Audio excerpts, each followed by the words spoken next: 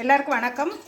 இது மாதிரி பன்னீர் piece gravy எப்படி செய்யறதுன்னு பார்க்கலாம். கொஞ்சம் நெய்யும் எண்ணெயும் கலந்து ஊற்றிக்கிட்டு 4 பெரிய வெங்காயமாக போட்டு வதக்கலாம். அது கூட தக்காளியும் போட்டு வதக்கலாம். கொஞ்சம் இஞ்சி, ஒரு 4-5 பல்லு பூண்டு அதோடய வதக்கலாம். இந்த அளவு எடுத்து ஒரு அரை மணி நேரம் ஊற வச்சு அதுலேயே போட்டுக்கலாம். இது ஆறுட்டுன்னு அரைச்சிக்கலாம். மிளகாத்தூள் 1 ஸ்பூனு, மல்லித்தூள் ஒரு 2 ஸ்பூன் அளவு, கரம் மசாலா 1/2 ஸ்பூனு, மஞ்சள் தூள் 1/4 ஸ்பூன் போட்டுக்கு எல்லாத்தையும் ஒன்றா கலந்து நைஸாக அரைச்சிக்கலாம். நெய் ஊற்றி சூடான உடனே பன்னீரையும் போட்டு லேசாக வறுத்து நெய்யிலேயே 2 பட்டை கிராம்பு, 2 ஏலக்காய், கொஞ்சம் பிரிஞ்சி இலை, மராட்டிய முக்கு எல்லாத்தையும் போட்டுக்கலாம். இப்போ அரைச்ச மசாலாவையும் ஊற்றிக்கலாம். இந்த பச்சை வாசம் போகிற வரைக்கும் நல்லா கிளறி விட்டுட்டு பட்டாணியும் அது கூட போட்டு கொஞ்சம் இதுக்கு தேவையான அளவு தண்ணி ஊற்றி நல்லா கொதிச்சு வந்துருச்சு. இப்போ பன்னீர் போட்டுக்கலாம். நல்லா ஃப்ரெஷ் க்ரீம் கொஞ்சம் ஊற்றி விட்டுக்கலாம்.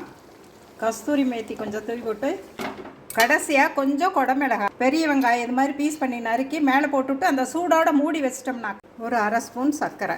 பன்னீர் பீஸ் கிரேவி ரெடி. வணக்கம்.